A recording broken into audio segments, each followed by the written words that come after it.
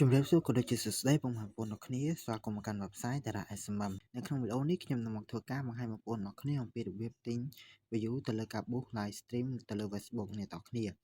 ងាយអ្នកនរគ្នាគឺគ្មានអីពិបាកទេដូចរាល់ដងអញ្ចឹងគឺគាត់នឹងតម្រូវអ្នកនរគ្នាមាន link របស់ Line នឹងផ្ទាល់ហើយយើងយកទៅផាសជាមួយនឹង website របស់យើងគឺរួចជាការស្រេចឥឡូវនេះខ្ញុំសូមធ្វើការ copy link តែម្ដងដើម្បីយកទៅផាសជាមួយនឹង website របស់យើងជាដំបូងគឺយើងចូលកន្លែងប៊ូតុង share នឹងមកហើយយើងរកពាក្យថា copy link មកអ្នកនរគ្នានេះខ្ញុំសូមធ្វើការ copy link អូខេឥឡូវខ្ញុំបានធ្វើការ copy link រួចរាល់ហើយបន្តទៀតមកគឺយើងចូលមកកាន់ website របស់យើងតែម្ដងគឺជា website Dara SMM ដើម្បីអាចចូល website Dara SMM បានជាដំបូងគឺតម្រូវបងប្អូនអរគ្នាមាន web browser ណាមួយក៏បានដែរនៅលើទូរស័ព្ទដៃរបស់បងប្អូនអរគ្នាដែលអាចធ្វើការ open search ចូលទៅកាន់ website Dara SMM បានឥឡូវនេះខ្ញុំសូមធ្វើការចូលទៅតាម web browser Google Chrome ហើយបន្តទៀតយើង search website របស់យើងមកគឺជា website Dara SMM ហ្នឹង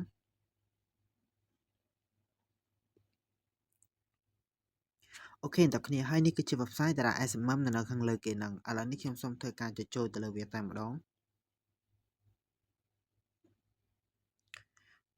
អូខេអ្នកគ្នានេះគឺជា dashboard របស់ website Dara SMM ដែលខ្ញុំបានធ្វើការ login ក៏ដូចជាដាក់លុយចូលរួចរាល់ហើយសម្រាប់បងប្អូនណាដែលមកថ្មីដែលមិនទាន់ចេះពីរបៀប login ក៏ដូចជាពីរបៀបដាក់លុយខ្ញុំនឹងធ្វើការដាក់ link នៅខាងក្រោម description ដើម្បីបងប្អូនអរគ្នាអាចចូលទៅទស្សនាបាន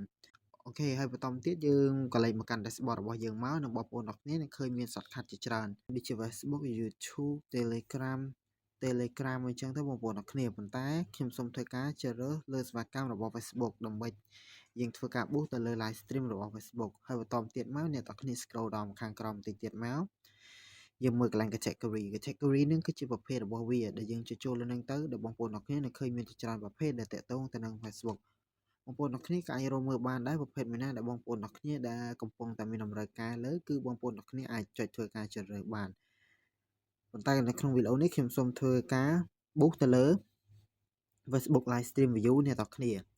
ហើយសម្រាប់ website Dara SMM កាបូ live stream view គឺវាមានពីរជម្រើសបងប្អូនអរគ្នាជ្រើសរើសទី1គឺ Facebook live stream view high quality ហើយនិងទី2គឺកាបូ live stream view ធម្មតាអ្នកនរគ្នា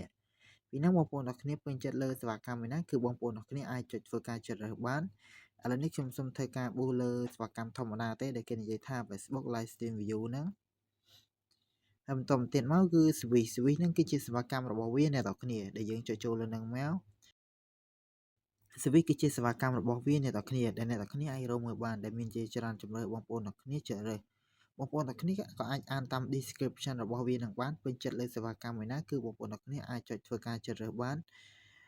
នៅក្នុងវីដេអូនេះខ្ញុំសូមធ្វើការជ្រើសរើសសេវាកម្មណាមួយដើម្បីធ្វើការប៊ូសជូនពុកម៉ែបងប្អូនអរគ្នាឥ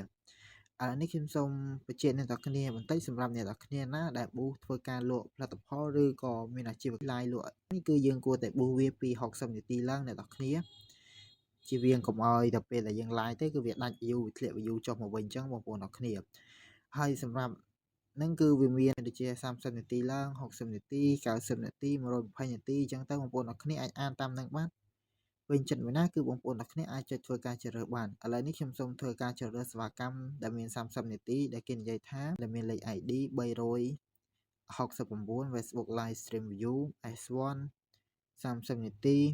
Super Flash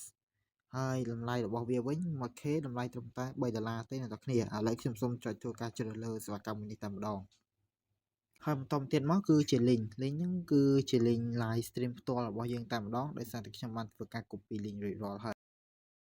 ញ្ចឹងត្រង់ចំណុចនេះខ្ញុំសូមធ្វើការផាសចូលតែម្ដងឥឡូវខ្ញុំបានធ្វើការផាស link ចូលរួចរាល់ហើយបន្តទៀតមកគឺ line quantity ហ្នឹងគឺជាចំនួនដែលយើងត្រូវធ្វើកម្មវិធីទិញអ្នកនរគ្នាដែលគេនិយាយថាពីមីលីមុំពីចំនួន10រហូតដល់50000ចន្លោះហ្នឹងបងប្អូនអរគ្នាមានតម្រូវការចំនួនប៉ុណ្ណាគឺបងប្អូនអរគ្នាអាចសរសេរដាក់ចូលចំនួនប៉ុណ្ណឹងមកឥឡូវនេះខ្ញុំសូមធ្វើការដាក់ចំនួនតែ100ទេអ្នកនរគ្នា100គឺយើងអស់លុយត្រឹមតែ 0.30 សេនទេអ្នកគ្នាតម្លៃគឺធូរថ្លៃមែនទែនបន្ទាប់ពីយើងបានធ្វើការបំពេញ color រួចហើយខ្ញុំសូមចុចកន្លែងប៊ូតុង place order តែម្ដងដើម្បីយើងធ្វើកម្មវិធីទិញអូខេតើគ្នាពេលនេះគឺខ្ញុំបានធ្វើកម្មវិធីទិញជោគជ័យហើយនៅពេលដែលធ្វើកម្មវិធីទិញជោគជ័យវានឹងចេញទម្រង់បែបនេះ ហើយនេះគឺជាវិក័យប័ត្រដែលគេផ្ដល់ឲ្យយើងនៅពេលដែលយើងបានធ្វើការបញ្ជាទិញជោគជ័យអ្នកទាំងគ្នាអាចត្រួតពិនិត្យមើលបានដូចជាលេខ ID service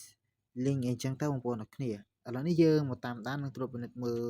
live stream របស់យើងដែលយើងបានធ្វើការបូសនឹងចង់ដឹងថាវាដំណើរការបានចំនួនប៉ុណ្ណាហើយគឺយើងអាចចូលមក order នឹងមក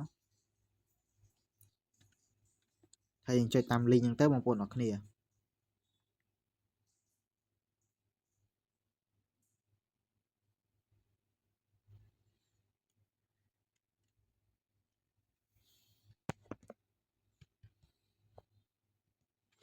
អូខេអ្នកគ្នាឥឡូវនេះខ្ញុំសូមធ្វើការ refresh វាមួយសិនសូមធ្វើការ clear វាចោលមួយសិនហើយយើងចូលវាសាថ្មីមក